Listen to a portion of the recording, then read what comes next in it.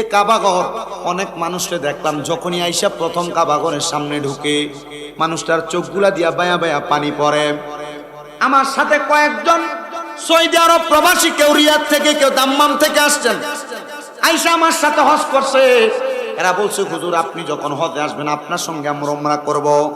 এরা আমার সাথে একই সাথে যখন হজ করার জন্য মক্কার দিকে ঢুকে আমি ডাইনে এবং বামে তাকাইলাম, আমার সাথে তিনজন ব্যক্তি, তারা তিনজনের চোখ দিয়া পানি পড়ে, কিন্তু আমার সাথে কথা বলতেছে।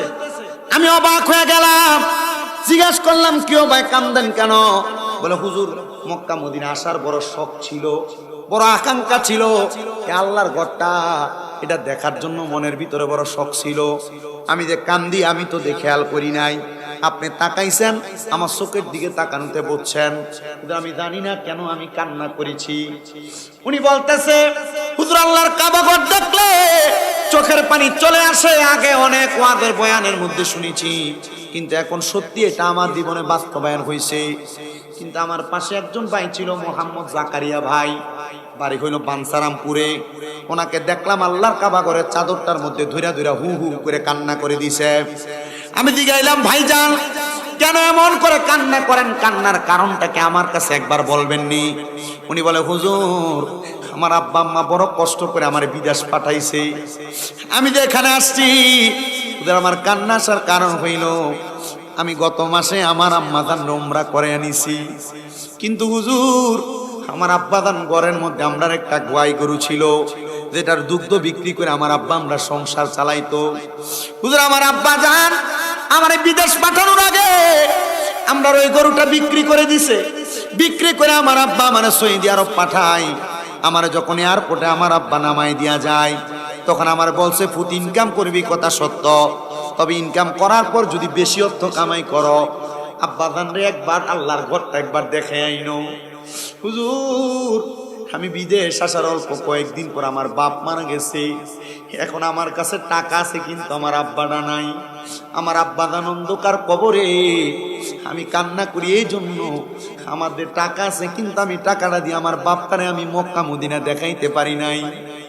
এ বন্ধু আমার এ তিনটা মিল্লা আমারে দিগায়, তা আপনিও তো কান্দেন, আপনার চোখে পানি কেন? আমি বলছি আমি কান্না করি না, এটা আমার মনের আবেগ। আল্লাহর কাবা ঘর দেখার জন্য মনে বড় ইচ্ছা ছিল। অনেক মানুষ মক্কা মদিনা যায়, মক্কা শরীফ যাইয়া হাজরে আসওয়াদে সুমা দিতে পারে না, দে সুমা পাথর, এই পাথরের কাছে যাইতে বড় কষ্ট হয়। আমি 10 বার উমরা করার সময় 10 বারই উমরা করার পরে আমি কাবার ওই পাথরের মধ্যে সুমা দিছি। আমার সাথে একজন বাবা ছিলেন, আমাকে সন্তান ডাকছেন সাইদ কবির সাহেব, লন্ডনের মঞ্চিস্টারে থাকে। উনি আমারে কয় তোমার শরীরে শক্তি আছে বিদায় তুমি এখানে চুমা দিছ, বিদায় তাওয়াফ করে যেই দিন চলে আসবো। আমি কইছি আব্বা আমায় আরেকটা বার চুমা দেওয়ার সুযোগ দেন। কয় তুমি তো বারবার দিছো এখন আবার কেন দিবা? আমি কইছি পাথরটায় চুমা দিলে নাকি জীবনের গুনাহ মাফ হয়ে যায়, তবে সাবধান পরের হক মাইরা আরাম খাইয়া সুদের টাকা খাইয়া জমি দখল করে ওই কাবায় যাইবা, হাজরে আসওয়াদ পাথরে চুমা দিবা গুনাহ মাফের লাইগা, কিন্তু এই পাথরে যে মানুষের গুনাডি থাকবো এই গুনাডি পর্যন্ত কান্দে লইয়া মক্কা মদিনা থেকে আইবা। কিন্তু এমন অনেক মানুষও তো আছে মুগুজি এলাকায় যারা সুদের টাকা খাইয়া হজ করে, কোষের টাকা খাইয়া হজ করে, পরের হক খাইয়া হজ করে, এমন বালা মানুষ বড়ুরা মুগুজিতে নাই। বাজানো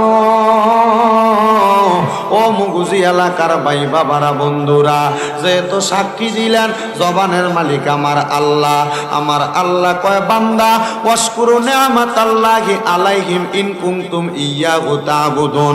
আল্লাহ কয় বান্দা তোমরা আমি আল্লাহর নিয়ামতের শুকরিয়া আদায় করো যদি তোমরা আমি আল্লাহর ইবাদত করো। আল্লাহর দোহায় জবাব দেন আমরা নামাজ পড়ি কার জন্য? রোজা রাখি কার জন্য? দান সদকা যত রকমের সওয়াবের ইবাদত সব করি আমরা আল্লাহর জন্য। আল্লাহ ছাড়া কাউকে সাজদা দেওয়া শিরিক, আল্লাহ ছাড়া কারোর কাছে চাওয়া শিরিক, আল্লাহ ছাড়া কারোর কাছে মাথা অবনত করা শিরিক। এই জন্য আমরা সবাই চাই একমাত্র একজনের কাছে, তিনি হইল আল্লাহ। কিন্তু আমি যখন বললাম আপনারা আল্লাহ বলে ডাকার জন্য, কেউ আস্তে বলে, কেউ জোরে বলে, কেউ একজন আরেকজনের দিকে তাকায়, না রে বান্দা না, আমার আল্লাহর কাছে যখন আমার আল্লাহর বান্দা জবান খুলা চায়, আল্লাহ বলে ডাক দেয়। অভাবে থাকো, অভাবের কথা আল্লাহর কাছে বলা লাগে না। টেনশনে থাকো, টেনশনের কথা আল্লাহর কাছে বলা লাগে না। অসুস্থ থাকো, অসুস্থতার কথা আল্লাহর কাছে বলা লাগে না। বলে হুজুর কেন? আল্লাহর নবী কয় উম্মত, যদি তুমি দুনিয়ার জমিনের মধ্যে আমার আল্লাহ তাআলারে বেশি করে স্মরণ করো, আমার আল্লাহ তোমারে স্মরণ করবে। হুজুর কেমনে? বলে ফাযকুরুনি আযকুরুকুম ওয়াশকুরুলি ওয়ালা তাকফুরুন। আমরা তো জানি এই আয়াতের তাফসীর আলেমরা করে, এই আয়াতের অনুবাদ করে। কেউ যদি আল্লাহর জিকির করে, আল্লাহও তার জিকির করে। তো আমরা বান্দারা আল্লাহর জিকির করি আল্লাহ আল্লাহ বইলা, আল্লাহ তো বান্দা বান্দা কইয়া জিকির করে না। আল্লাহ কয় বান্দা তুমি যখন আমি আল্লাহরে আল্লাহ কইয়া স্মরণ করো, আমি আল্লাহ তোমারে কেমনে স্মরণ করি। তাফসিরে নুরুল আনোয়ার, নুরুল ইরফান এবং তাফসিরে কানজুল ঈমান খাজাইনুল ইরফানের মধ্যে এবং একই রকমের তাফসির আল্লামা জালালউদ্দিন সুয়ুতী রহমাতুল্লাহ আলাইহি তাফসিরে জালালাইন শরীফের মধ্যে বলতেছে, জগতের মানুষ যখন তোমরা আল্লাহরে আল্লাহ বইলা ডাক দাও, আমার আল্লাহ তাআলা ওই বান্দা যদি অভাবে থাইকা আল্লাহ কইয়া ডাক দেয়, আল্লাহ বান্দার অভাব পূরণ কইরা ওই বান্দার ডাকে সাড়া দেয়।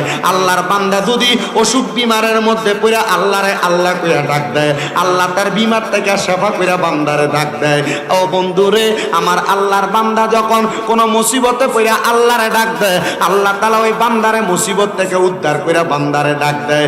এই জন্য আশিক বলে, ওরে তুমি তো মালিকুল কাদির, আরে বানাও কত বাদশারে ফকির, এসবে তোমার কুদরতেরই দান। বলেন এসবে তোমার কুদরতেরই দান। আল্লাহ পরওয়ার গুনাহ খাতা মাফ করো আমার। বলেন গুনাহ খাতা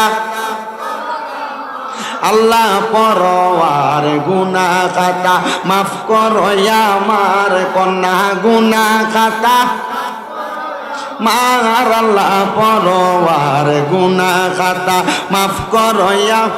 আরে তোমার যত বান্দাই আছে, নারী বলো পুরুষ বলো, ইবাদতে করে যে তোমার।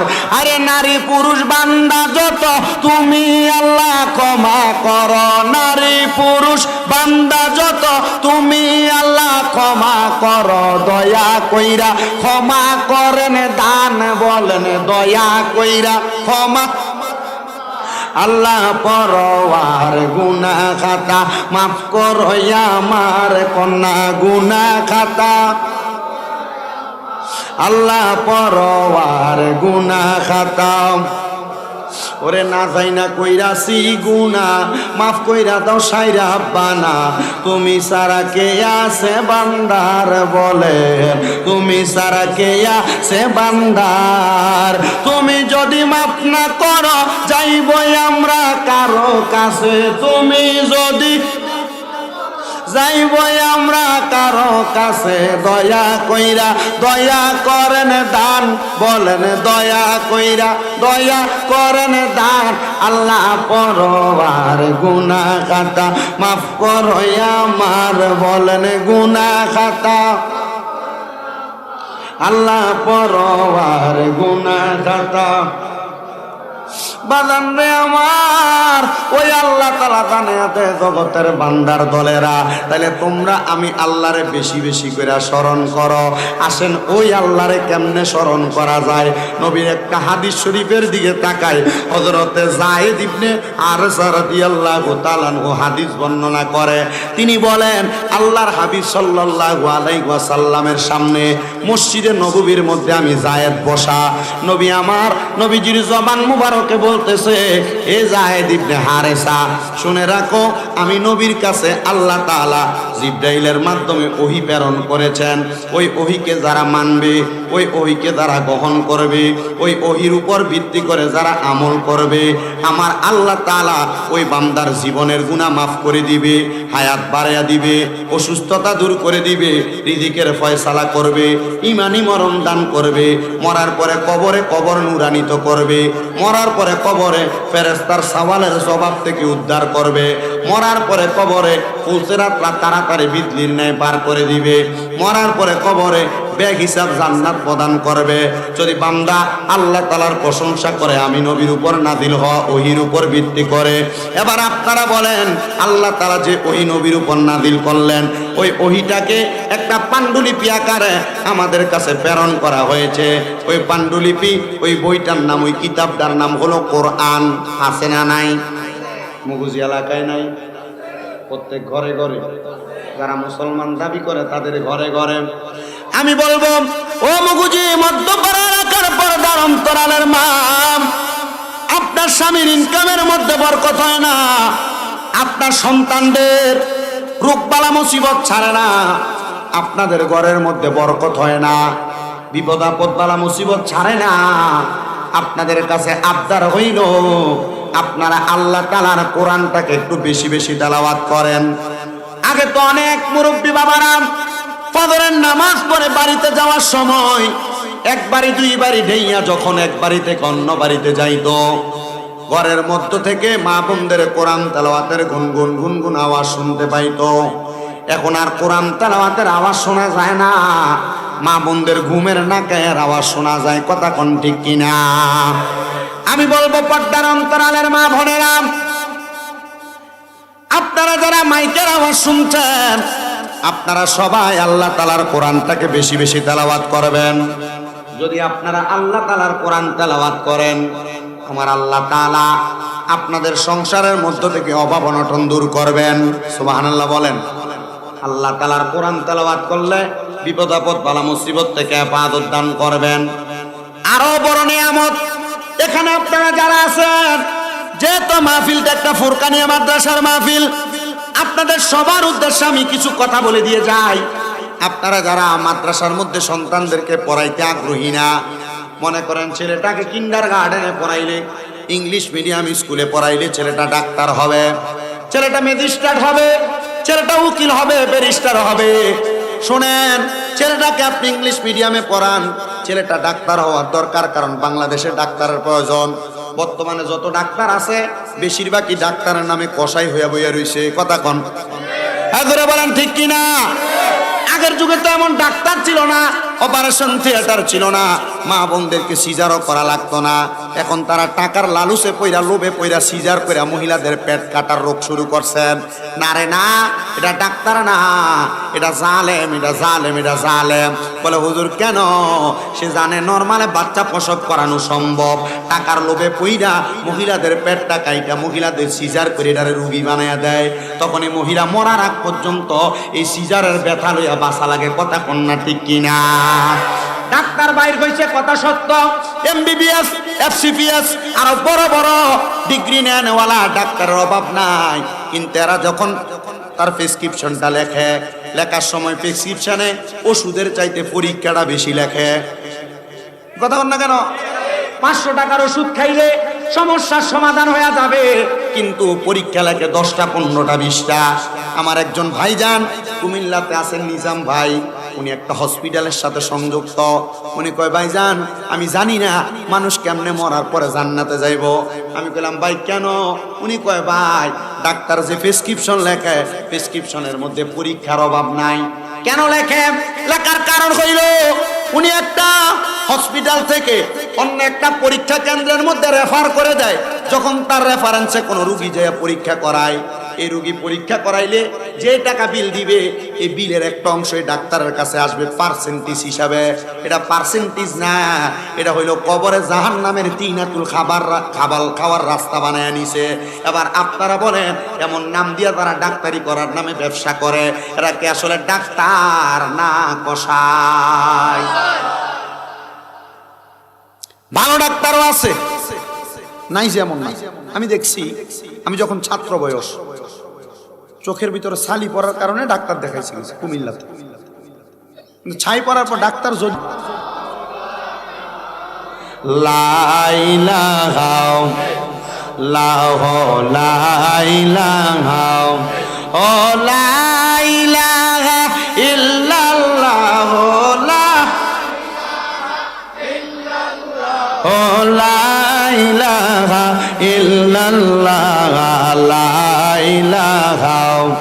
আল্লাহ আদম হাওয়া বানাইলা, তুমি বেহেশতের মাঝে রাখিলা।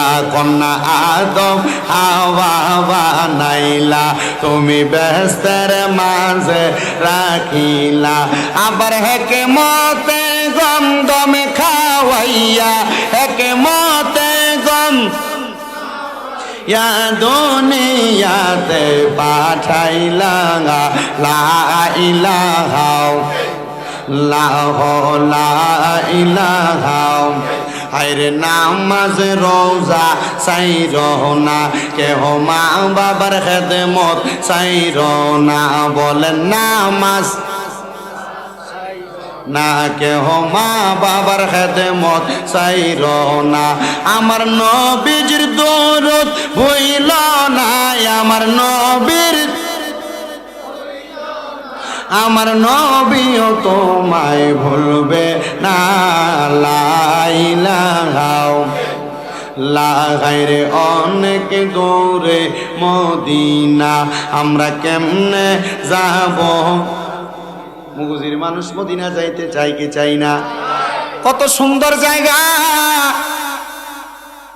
অল্প কিছুদিন হয় নবীর রওজা মুবারকের মধ্যে সালাম দিয়ে আসছি। আমি আমার নবীর রওজা মুবারককে সালাম দিছি আর বলছি, ইয়া রাসূলুল্লাহ, অনেক আকাঙ্ক্ষা অনেক আশা ছিল আপনার রওজা মুবারকে আসবো। আল্লাহ আমার আশা পুরাইছে। ও নবী, এখন মনের মধ্যে একটা আশা, যেহেতু আপনার রওজা মুবারক দেখছি, মরণের আগে একবার আমাদেরকে দুনিয়ার জমিনের মধ্যে আপনি নবীর দিদার নসিব করাইয়েন। আর নবীর রওজা মুবারকের সামনে দাঁড়াইয়া বলছি, ইয়া রাসূলুল্লাহ, আপনার অনেক পাগলরা, আপনার অনেক উম্মতেরা বাংলাদেশের জমিনে ওয়াজ মাহফিলের মধ্যে যখন যাওয়া হয়, ওয়াজ মাহফিলের মধ্যে যাইলে আপনার ওই পাগলদেরকে আপনি নবীর উপর দুরুদ ও সালাম প্রদান করি। ও নবী গো, মরণের আগে তাদেরকে একবার আপনার রওজা মুবারকের মধ্যে আইনেন। আমি মক্কা শরীফ থেকে মদিনা শরীফ থেকে মক্কায় যাওয়ার পরে আমি আমার উমরা হজ শেষ করে আল্লাহর কাবা ঘরের গিলাফটার মধ্যে ধরে বলছি, আল্লাহ। তখন ডাক্তার আমার শরীরে পাঞ্জাবি দেখা আর মাথায় পাগড়ি দেখা বলছে, তুমি কোথায় পড়ো? আমি বলছি, রঘুপুর ইসলামিয়া দাখিল মাদ্রাসা। তখন তার এই টাকার অংশটা মুঠ করে আমার পকেটে দিয়ে দিছে। আমি কইলাম, তাহলে দিবে এটা ডাক্তার বালা, এটা কথাকার আমার। আমি চিন্তা করলাম, যারা মানুষের উপর জুলুম করে, অত্যাচার করে, অত্যাচার জুলুমওয়ালা ডাক্তারও আছে, বালা ডাক্তারও আছে। এজন্য আপনি আপনার সন্তানরা ডাক্তার বানাইবেন, মানুষ ডাক্তার কষাই না। কথা কোন ঠিক কিনা?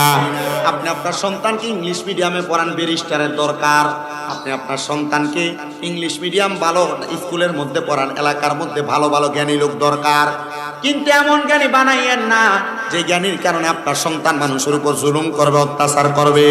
আপনারা প্রমাণ তো দেখতেছেন, জুলুম অত্যাচারের কারণে এখন আর ঘর বাড়ি তো থাকতে পারতেছে না অনেকে। কথা কোন না ঠিক কিনা? মুসলমান মনোযোগ দিবেন। এই জন্য আমি আমার মা বোনদের কাছে বলবো, আল্লাহর কোরআনটাকে বেশি বেশি তেলাওয়াত করবেন। এই কোরআন তেলাওয়াতের মাধ্যমে আপনার সন্তান মানুষ হবে। তো কথা যে জায়গা থেকে আমি স্লিপ করে গেছিলাম, আপনারা যারা সন্তানদেরকে মাদ্রাসার মধ্যে পড়াইতে চান না, কোরআন শিক্ষা দিচ্ছেন না, মাদ্রাসার মধ্যে যদিও পড়ান, ইংলিশ টিচারের বেতন দেন 2-3 হাজার টাকা, কিন্তু মাদ্রাসার যে আরবি পড়ায় হুজুরের বেতন দেয় মাত্র 400 আর 300। কথা বলেন না কেন? এই মাদ্রাসার হুজুরদেরকে কম দেন, জুলুম করেন। না না না, আপনি আপনার সন্তানটাকে ঠিক মতো কোরআন পড়াইতেছেন না। কারণ ঠিক মতো কোরআন যে হুজুররা পড়ায়, এই হুজুরারে আপনি 300 আর 200 400 দিয়া পাইতেন না। বালা একটা হুজুর পাইবেন, বালা কিছু টাকা খরচ করলে। এখন মানুষ অন্যান্য কিন্ডারগার্টেন স্কুলে পড়াইতে যায়, সন্তানকে আল্লাহ তাআলার কোরআন তেলাওয়াত থেকে মাহরাম করতেছে, বঞ্চিত করতেছে। আমি বলবো, নবীর একটা হাদিস আমি দেখলাম, আল্লাহর হাবিব বলে, কোন বাবা মা যদি তার সন্তানকে আল্লাহর কোরআন না শিখায়, আল্লাহর কোরআন না শিখানোর কারণে ওই আব্বা আম্মার জন্য কবরের মধ্যে একটা শাস্তি আছে। হুজুর, শাস্তিটা কি? আমরা সবাই জানি, কবরের মধ্যে ফুলসেরাত নামক একটা ফুল থাকবে, যে ফুলটা পাড়ি দেওয়া বড় কষ্টকর হবে। একটা চুল যত চিকন, তার চাইতে 70টা ভাগ করলে যত চিকন হবে। ফুলসেরাতের ফুলটা এমন বড় চিকন হবে, এমন দাঁড়ালো হবে, ওই দাঁড়ালো ফুলসেরাতরা মা বাবা তখন পার হইতে পারবে না। বলে কেন? এখানে কারণ হইল দুইটা। এক নাম্বার কারণ, কোন সন্তান যদি কোরআন না পড়তে পারে, কি না পড়তে পারে?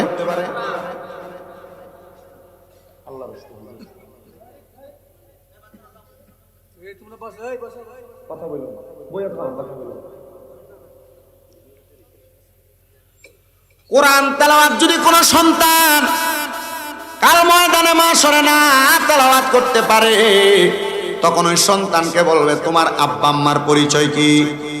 তখন আপনাকে আমাকে ডাক দেওয়া হবে। আমার নামটা দেখছেন নি কত বড় করে লাগাইছে, কারি মোহাম্মদ শামীম হোসেন রেজা কাদেরী। তখন আর আমাকে এই নাম ধরে ডাক দিবে না। আমার আব্বার নাম সাহেব আলী, বলবে শামীম ইবনে সাহেব আলী কোথায়, আসো, সামনে আনবে। তখন আমাকে প্রশ্ন করবে কোরআন পড়তে পারো? তখন আমি বলবো না, পারি না। বলে কেন পারো না? তখন বলা হবে আমার মা বাবা আমারে কোরআন শিখায় নাই। তখন বলবে তার আব্বাকে ডাক দাও যিনি সাহেব আলী। তখন আমার আব্বাকে ডাক দেওয়া হবে। শুধু আমারটা বুঝেন না, এটা আপনারাও বুঝেন। তখন আপনার আব্বাকে ডাকা হবে। আপনারা যারা সন্তান জন্ম দিয়েছেন কোরআন এখনো ভালো করে শিক্ষা দেন নাই, আপনাদেরকে ডাকা হবে।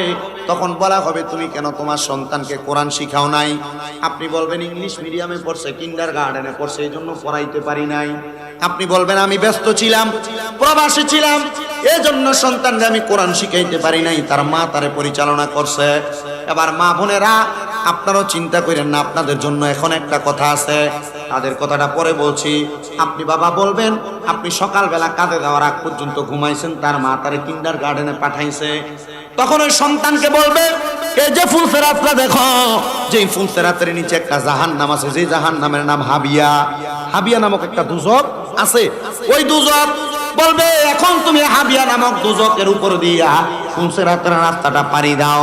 সন্তান বলবে আমি পারবো না, কোনো ব্রিজ ছাড়া যেমন নদী পাড়ি দেওয়া যায় না, এ হাবিয়া নামক ফুলসেরাত আমি পাড়ি দিতে পারবো না। তখন ওই সন্তানের আব্বাটারে ওই ফুলসেরাতের উপর শোয়া দেওয়া হবে। হাতগুলা থাকবে এক পারে, পাগুলা থাকবে এক পারে। সন্তানকে বলবে এবার বাপের বুকের মধ্যে পাড়া দিয়া ফুলসেরাত পার হও। জোরে ওই পাড়া দিয়া। এখন আপনার ছেলে আপনার গায়ে পাও লাগলে 10 বার সালাম করে না? যদি আদব বলা হয় আর কি। আপনার গায়ের সাথে পাও লাগলে আপনাকে ধরে সালাম করে, কিন্তু ওই ছেলে কেমনে আপনি বাবার বুকের মধ্যে পাড়া দিয়ে পার হবে? আমার বুঝে আসে না মুসলমান। একটু মনোযোগ, একটু ধৈর্য নিয়ে শোনেন। যদি আবার আপনারা যারা এখানে আছেন, আপনারা যারা কোরআন শিখতেছেন না, মনে করতেছেন মা বাপ কোরআন শিখায় নাই, মা বাপের বুকে ফাড়া দিয়া তো ফুলসেরাত পার হয়ে যাব, বয়স্ক হয়ে গেছি, আল্লাহর কোরআন আমি পড়তেছি না। না না না, আপনার জন্য ছাড় নাই। হুজুর কেন ছাড় নাই? তখন যখন আপনার প্রাপ্তবয়স্ক আপনি হয়ে গেলেন, নিজ দায়িত্বে যদি আপনি আল্লাহর কোরআনটা না শিখেন, তখন আপনি যখন আপনার বাপের বুকে পাড়া দিবেন, তখন বাপ্পু দুইজনে মিলা ওই দোজকের মধ্যে চলে যাবেন। আল্লাহর হস্তে আপনাদের সবার কাছে আমি ক্ষমা প্রার্থনা করি। আপনাদের যাদের এখনো পর্যন্ত প্রাপ্ত বয়স আছে, আপনারা আল্লাহর কোরআনটারে শিক্ষা গ্রহণ করেন। মা বোনেরা মনে রাখবেন, আপনার সন্তান আপনার বুকের মধ্যে পাড়া দিয়া ফুলসেরাত পার হওয়ার জন্য চেষ্টা করবে, যদি আপনি আপনার সন্তানকে আপনি কোরআন না শিখান। আর সন্তানরা যদি মনে করেন মা বাপ শিখায় নাই, আমার মা বাবার উপরে দোষটা চাপবে। আপনি প্রাপ্ত বয়স থাকা অবস্থায় যদি আপনি কোরআন না শিখেন, তাহলে আপনিও এটার জন্য কবরে শাস্তি পাওয়া লাগবে। এবার আর একটু মনোযোগ দেন, আর একটু মনোযোগ দেন। অনেকে চিন্তা করে হুজুর আমি তো বয়স্ক হয়ে গেছি, চোখে এখন আমি আর ভালো মতো দেখতে পাই না। আছেন এমন অনেক মানুষ, চোখে ভালো মতো দেখতে পাই না। হুজুর আমিও কি আল্লাহ তাআলার কোরআন শিখার চেষ্টা করব?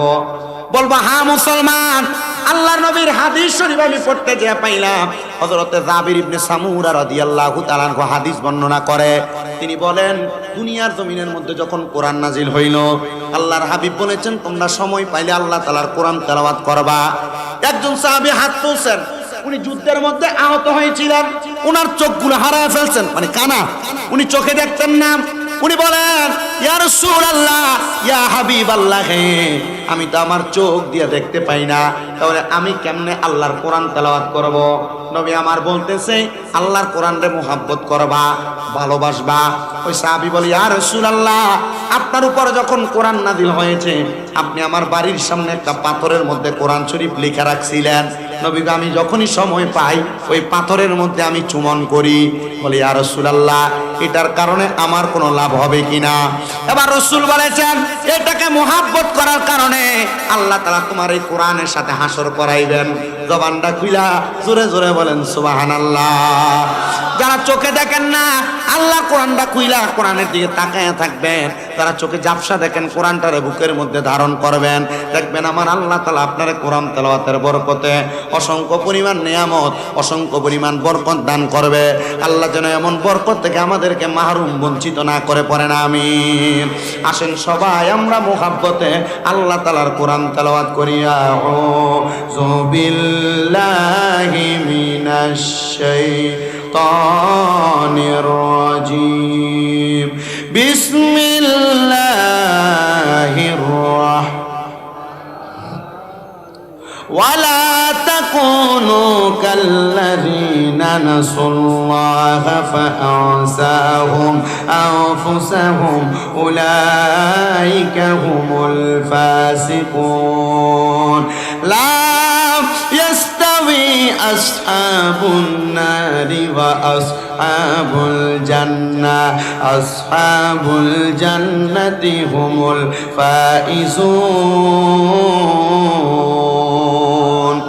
وقال في حديث الشريف عن أنس رضي الله تعالى عنه قال سمعت رسول الله صلى الله عليه وسلم يقول إن من أشرط الساعات أن يرفع العلم ويكثر الزعل ويكثر الزنا ويكثر الشرب الخمر ويقل الرجال ويكثر النساء حتى يكون ل50 امرأة القيم الواحد متفق عليه أو كما قال عليه الصلاة والسلام. وقال في شان حبيبه ومحبوبه ومعشوقه مخبرا وآمرا إن الله وملائكته يصلون على النبي يا أيها الذين آمنوا صلوا عليه وسلموا تسليما اللهم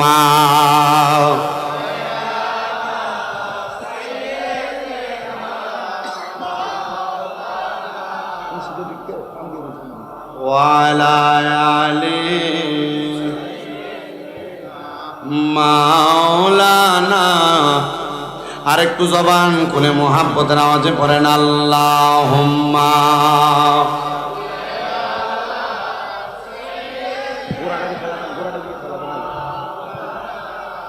মুহাম্মাদ ওয়া আলা আলি সাইয়্যিদিনা।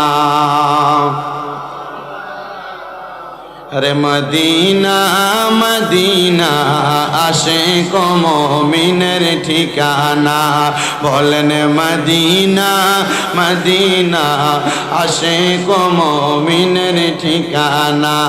हायरे दीदार চেয়ে কাঁদো তোমরা, দিদার চেয়ে কাঁদো তোমরা, হও না নবীর দিওয়ানা।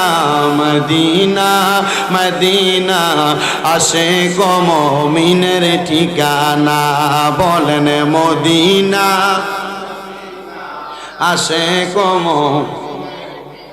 বাবা জালালউদ্দিন সুয়ুতি ৭৫ বার দেখলো নবীজি। আপনারা নবী দেখতে চান কি চান না? বলেন তাহলে জালালউদ্দিন সুয়ুতি ৭৫ বার দেখলো নবীজি। হায়রে এতবার দেখিও নবী, এতবার দেখিও নবী, তৃপ্তি তাহার হলো না। মদিনা মদিনা আশিক না বলেন মদিনা মদিনা নবীর শ্রেষ্ঠ সাহাবী হযরত আবু বকর সিদ্দিকী বলেন নবীর শ্রেষ্ঠ হযরত আবু বকর সিদ্দিকী ভালোবেসে শুইল পাশে, ভালোবেসে শুইল পাশে, যাইয়া দেখো মদিনা মদিনা মদিনা, আসে কমবিনের ঠিকানা, বলেন মদিনা। লরসর কিন্তু করণ যেত না, কালেকশনও শেষ, শুধু ওয়াজ। কি করেন আপনারা? রাজি আছেন তো ইনশাল্লাহ? না আজ্ঞানের এই কষ্ট আমি দিতাম না, কারণ তারা বইয়া জায়গা গরম করছে, আবার এই কি ঠান্ডা জায়গা বইব, যেমনি আছে এমনি থাক। আচ্ছা বইও, গজল সবসময় হইব। আমি বড় কষ্ট করে আইছি। আমি গত পরশুদিন সিরাজগঞ্জের শাহজাদপুর হইতে আপনার প্রায় কাছাকাছি মাহফিল শেষ কইরা রওনা দিয়ে বাইতে সকাল 7:30। আচ্ছা 7:30 দিয়ে ঘুমাইতে গেলে ঘুম হয় কোনরকম কইরা গতকালকে মাহফিলে গেছি, ঘুম এখনো ক্লিয়ার ফুটতেছে না। ওই যে মোটামুটি শুরু হয়েছে, মাহফিল চলতেছে, আর মুগুজি মোটামুটি মাঝখান দিয়ে যে গ্যাপ দিছি, এই মুগুজি কিন্তু এই প্রথম আইছে। আবার বহুত দিন পরে তাও সুরেল ভাই কল দেওয়ার, আমি আমার এই ডেটটা খালিও না, আমি ফোন দেওয়া না, আমি বলছি ভাই ডেটটা খালি হয়েছে মাত্র। একটা লোক মিশা কথা কনে ডেট কেটে দিছে। আমি জীবন মানুষের মাহফিল মিস করি না, কিন্তু মিশা কথা আর যদি কথা উগ্র হয় তাহলে আর হেতার লগে আমার সম্পর্ক। পরে বলছি এই ডেটটা আপনি নেবেন, আমরা একটু বইয়া জানাইতে, পরে জানাই মাহফিলটা কনফার্ম করছি। আমি আস্তে আস্তে কথা বইলা চেষ্টা করবো আপনাদের মনোরঞ্জন বলেন, কান সুখ বলেন, আর ওয়াজ হেদায়েত বলেন, সব দিক টাচ করার জন্য। মক্কা মদিনার আবেগ তো প্রকাশ হয়েছে, আবার যখন সুদঘুষের কথা কইছি তখন একটা গরম আওয়াজ হয়েছে, তার মানে বোঝা গেছে আপনারা সবাই ভুক্তভোগী, এমন লোক এলাকায় আছে, ঠিক না? আবার এডির কিন্তু সবচাইতে লম্বা লম্বা কথা সাদওয়ানে বলে এডি রাখে, কথা কন না কেন? মসজিদের সভাপতি সেক্রেটারি বানাইতেন কইবেন এডি দিয়ে হাজির। আমার আমি মসজিদের সিডি দিব, মসজিদের টাইসটি আমি করে দেব। আপনারা যে এটা বানাইছেন, আপনারা যদি টাইসের এসির লোক করে আপনি যদি আরে মসজিদের সভাপতি বানান, আল্লাহর কসম আপনি এটার জন্য আল্লাহর কাছে জবাব দেওয়া লাগবে। আর বর্তমান এলাকার ভিতরে সর্দার মাতাব্বরীর দায়িত্বের ভিতরে যেটি নিয়ে দেয়, এটি এলাকা সুদখোর ঘুষখোর আর হারাম করতে দেয়। ভালো যদি থাকে এটা আলহামদুলিল্লাহ, কিন্তু খারাপ এই হুন্ডা সেন্টারে নিয়ে সুদখোর এই ঘুষ কুটিরে নিয়ে বয় সর্দার মাতাব্বরী করবার লাগিয়া, তনে তলোয়ানের নাম দিয়া মানুষের কাছ থেকে ঘুষ খেয়ে বিচার করে।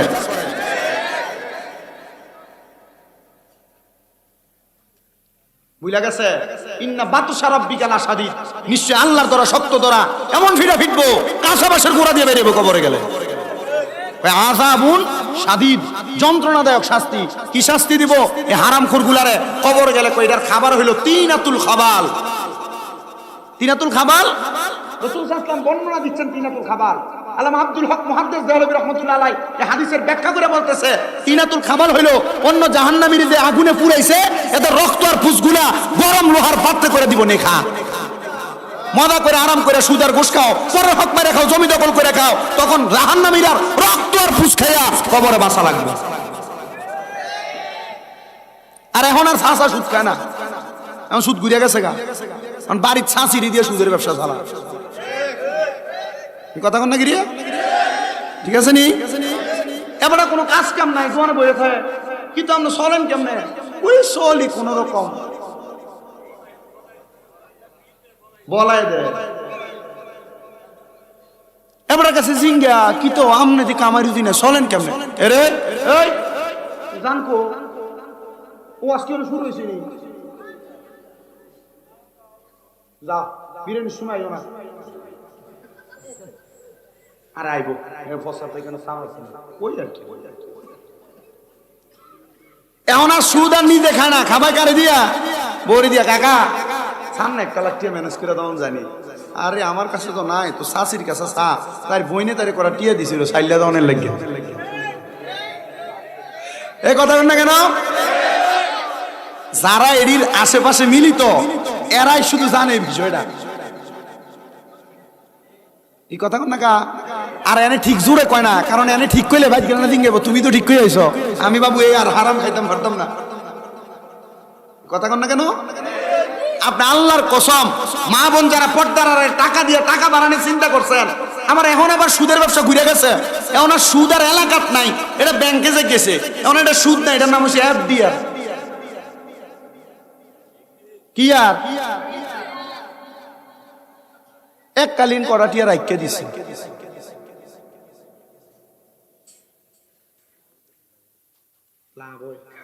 আপনি মনে করছেন এককালীন রেখে দিচ্ছি জিফুতের নামে বিয়ে দন লাগবো, হারাম টাকা দিয়া মায়া বিয়া দিবা, আবার এ মাইয়ার নাতির থেকে জানাজা দিব এটা আশা করবা, এ নাতি ভাড়াই আমারই দিব, ঠিক না? হ্যাঁ, মাঝে মাঝে ব্যাংকে গেলে আমার বুঝু অনকালা তো রেটটা ভালো আছে, করাটিয়া রাখিয়ে দেন না, আল্লাহর দুহাই। হ্যাঁ 11% 9%, আমার কয় অফার দেয়।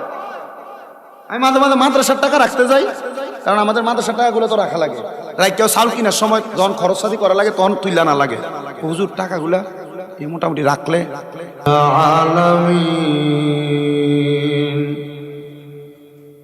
ওয়াল আকিবাতু লিল মুত্তাকিন আসসালাতু ওয়াসসালামু আলা